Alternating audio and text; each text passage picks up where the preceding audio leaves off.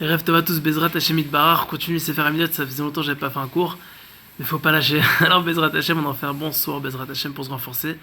Donc on était au chapitre qui parlait des Hirurim, c'est-à-dire les mauvaises pensées, par rapport aux femmes, ce qui est sourd, et aussi pendant la prière, etc. On va voir qu'il y a plein de cas.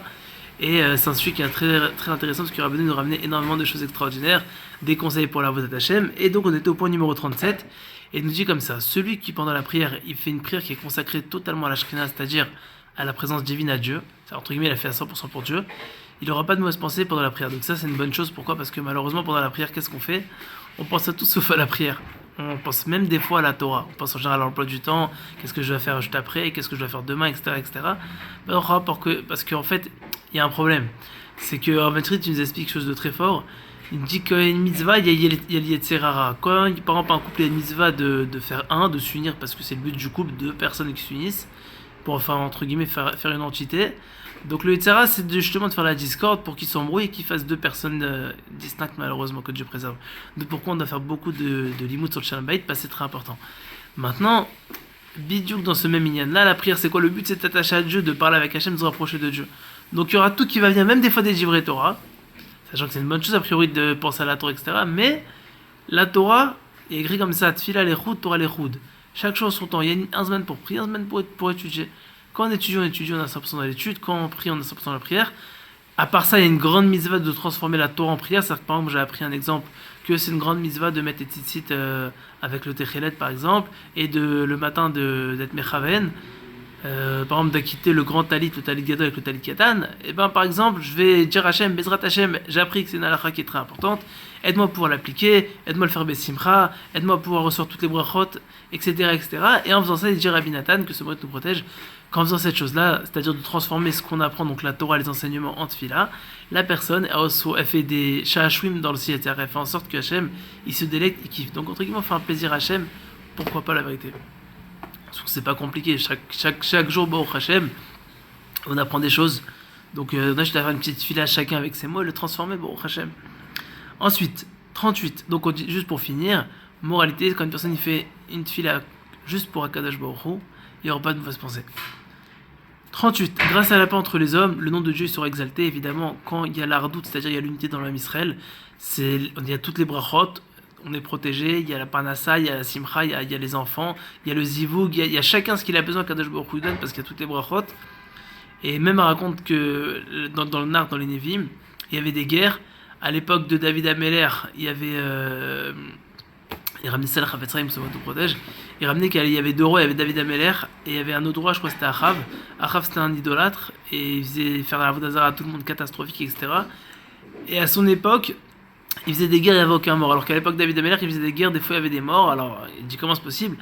À l'époque David Ameller, malheureusement il y avait des délateurs, il y avait des balances, ils allaient balancer les juifs entre eux, ils se balançaient aux Romains, etc. Enfin à l'époque, c'était pas les Romains, mais ils balançaient entre guillemets aux non-juifs, ils faisaient des affaires qui étaient très graves, malheureusement, des délateurs. Alors qu'à l'époque de Achav, bien qu'ils faisaient tous de la Avodazara, au final, du fait qu'ils étaient liés l'un avec l'autre, ils étaient comme des frères, ils s'aimaient, et comme il y avait l'ardoute et il n'y avait pas de délateur, il n'y avait pas de balance, ce qui se passe, c'est que Akadosh Baruch Hu les protégeait, bien que c'était des Rechaim, parce qu'ils faisaient la Avodazara. Donc la moralité, c'est quoi? C'est que Akadosh Baruch Hu, ce qu'il veut, c'est qu'on soit un.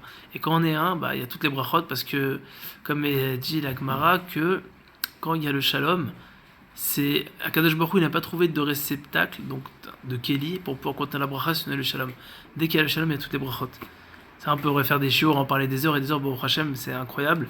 Mais Bekitsour, pour résumer, Nidromem et Shemot Barar, c'est-à-dire Mamash, il est exalté, il s'élève, il se diffuse dans le monde, c'est incroyable.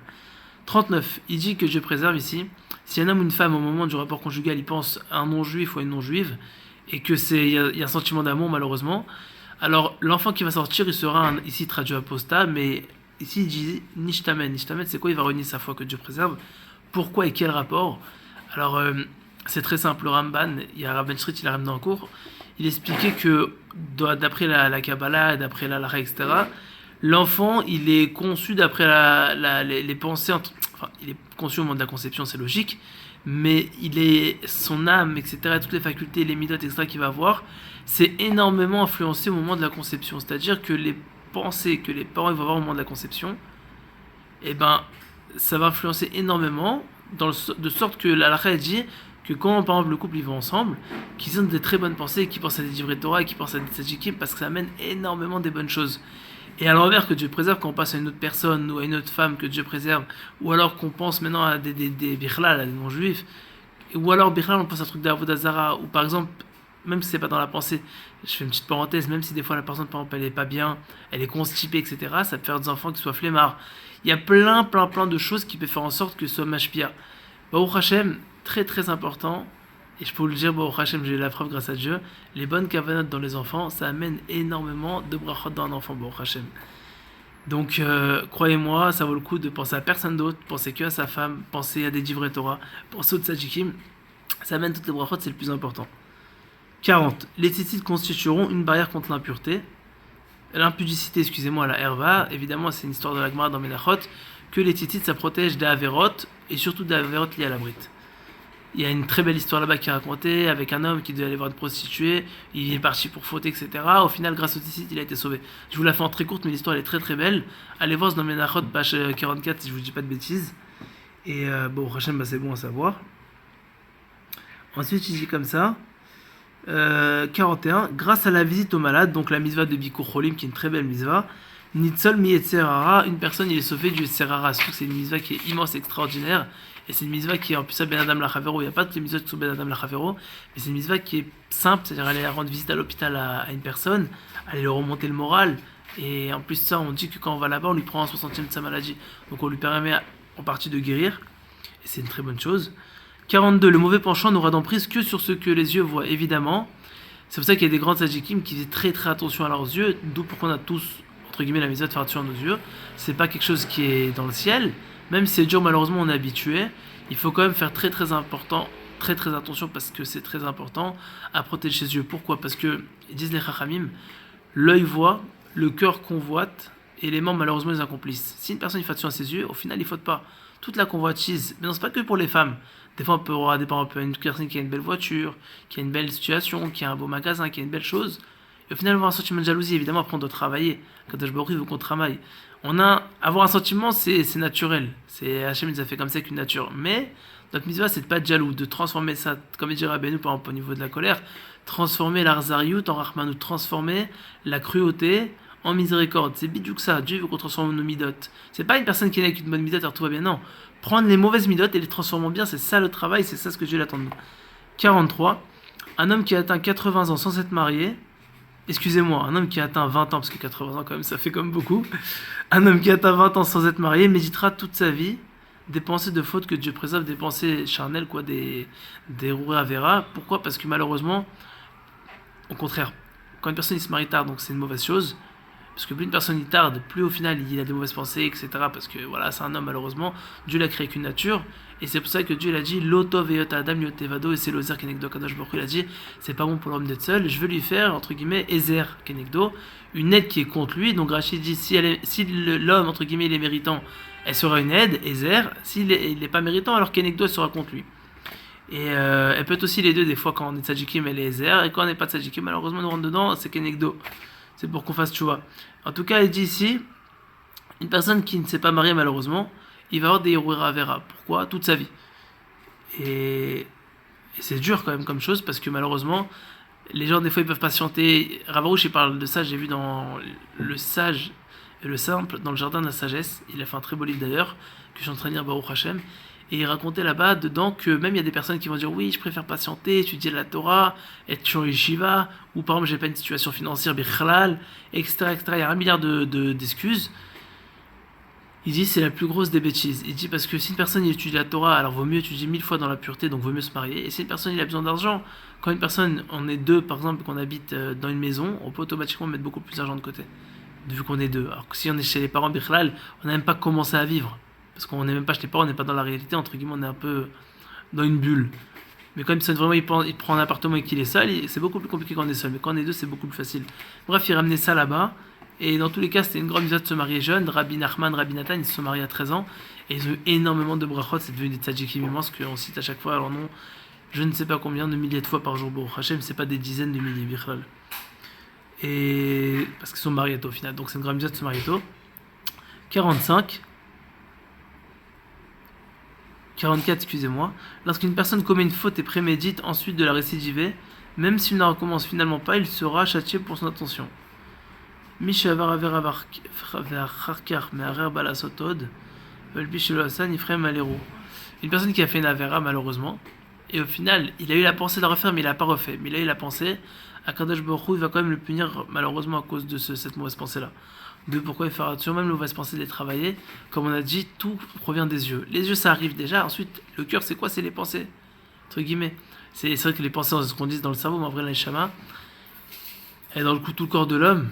Et l'homme, entre guillemets, il pense. Quand il pense, entre guillemets, automatiquement, il ressent dans le cœur. Et il dit d'ailleurs à Benoît quelque chose d'extraordinaire. Il dit, un homme, c'est dommage qu'il perd tout son olamaba à cause d'une petite... il parle du cœur, mais en vrai, c'est même pas le cœur, c'est le sang qui est dans le cœur. Donc c'est petite quantité, parce que le cœur en soi c'est un muscle. Il y a combien de sang dans le cœur en vrai? Il n'y a pas une tonne. Parce que le sang il est dans tout le corps. Je reproche que le sang qui est dans le cœur, entre guillemets, c'est même pas le sang.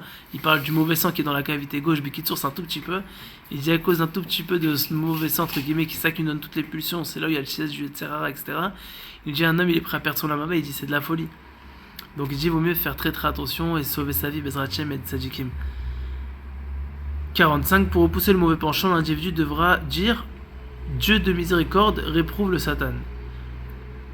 Yoma Rachamana Nigar Be Satan. C'est écrit, c'est une phrase dans Zechariah dans les Nevi'im. Rachamana Nigar Be Satan, c'est une segoula pour repousser le Yitzhara. Si une personne il a du Yitzhara, etc., qui dit ça. 46. La pensée concupiscence ou licencieuse qui assaille. Alors, Hamda Marshava Ra Olam. Alalef Pitom, Shen Birshut Adam, Lemana Menu, Enne Chimalea, et là, ah voilà. Il dit une personne maintenant, il a une mauvaise pensée comme ça d'un coup, sans possibilité de s'y soustraire. D'un coup, une personne, il est comme ça, d'un coup, il a une mauvaise pensée qui vient. Mais maintenant, il n'a pas voulu penser, il a rien vu, il a rien fait, peut-être qu'il était comme ça en train d'étudier. D'un coup, tac, il a une mauvaise pensée, ça sourd a priori. Et il a une mauvaise pensée, etc. Akadosh Baruch Hu, il ne va pas le punir dessus. Sur quoi il va le punir? D'ailleurs, le Sheikh Akadosh, il dit quelque chose comme ça. Il dit écrit dans la Torah. Juste fini pour qu'on comprenne, il dit va le punir s'il repense à cette pensée-là. C'est que la pensée elle vient, s'il la chasse pas et qu'il repense encore et il rallonge la pensée, dessus il va être puni.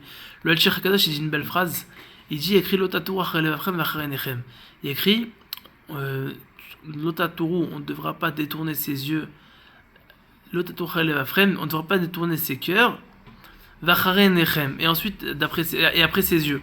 Mais non, c'est pas logique parce qu'on a dit d'abord on voit, ensuite on convoite dans le cœur. Et donc d'abord on voit, ensuite on convoite dans le cœur.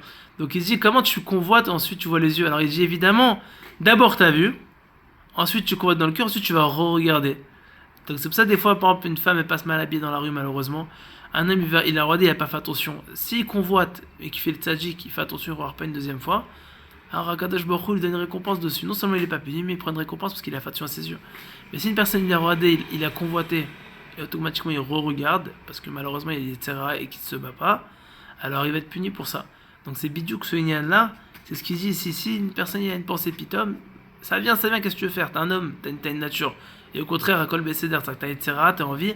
Et il dit l'Agmara, Kol Agadol Mechavero, Itri Gadol Mimeno, plus de personne il est grand, plus l'un grand etc.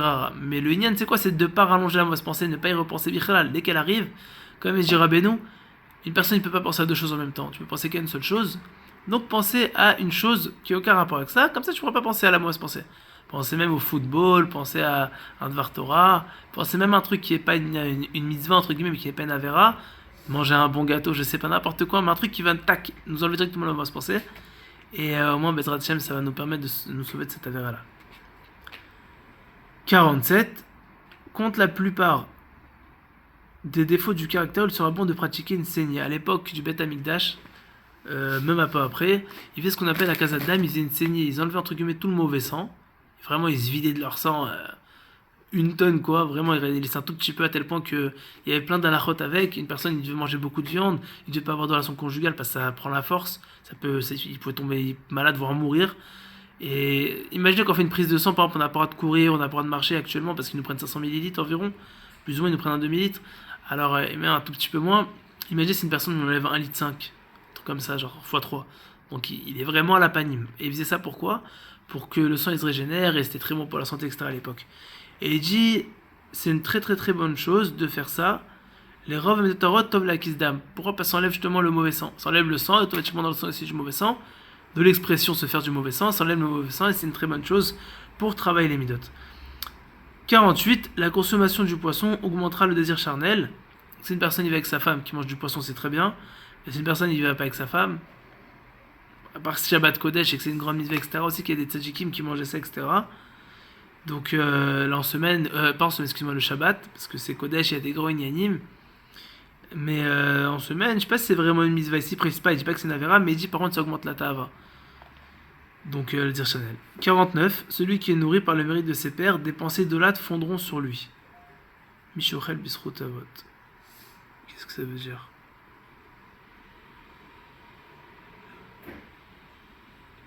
Celui qui est nourri par le mérite de ses pères, des pensées idolâtres fondront sur lui. Bon. 50. Par le fait de s'accoupler charnellement à un mâle, le pécheur deviendra la proie de réflexion idolâtre. Évidemment, c'est très grave. L'homosexualité, la Torah condamne à 100%, il n'y a pas de hétérim, c'est assourd. Et il dit ici, une personne quand il fait ça, malheureusement, il va avoir une tonne de réflexion idolâtre. De proie, il ne faut jamais faire ça. Il faut prier à Kadosh Baruch Hu qui nous sauve. C'est pas Stam, etc. C'est Bémet. Surtout avec ce qui se passe, malheureusement, il y a une influence, même qu'on le veut ou qu'on le veut pas, il y a une influence et nage pas. Même si on est contre, il faut prier à Kadosh Baruch Hu qui nous sauve. C'est une avéra comme une autre. Une avéra comme une autre. Et il faut prier à Kadosh Baruch Hu qui nous sauve, qui protège tous nos frères sans juifs de ça, et que ceux qui sont dedans, malheureusement, qui fassent tchouva. Parce que malheureusement, c'est une avéra, c'est une tava comme une autre. Donc il faut prier Hachem qui sauve ces personnes-là. 51. Celui qui fantasme sur une kuchit, c'est une non-juive de l'époque, deviendra la proie de réflexion idolâtre. Pareil, on a dit que, entre guillemets, c'est non-juive, à cause de ça, il va y avoir énormément de réflexion idolâtre.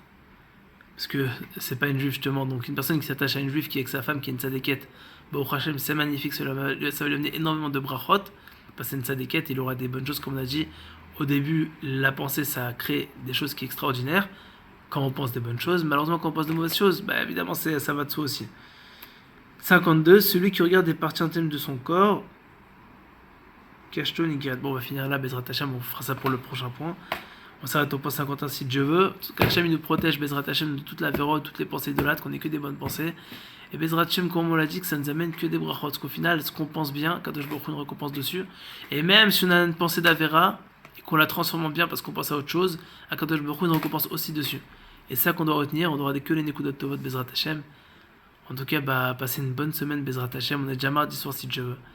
Donc, Bezrat Hashem, une bonne semaine, Shavuot, mais surtout Shabbat Shalom, parce que on est rentré dans mercredi. Et Bezrat Hashem, que ça puisse nous renforcer, on va essayer de faire encore d'autres cours Bezrat Hashem sur le Sefer Hamidot, parce que c'est un livre qui est incroyable et qui a des conseils qui sont extraordinaires. Que Dieu vous bénisse, que Dieu nous bénisse à tout l'homme Israël, et que chacun ce qu'il a besoin, Kadosh Baruch Hu l'envoie.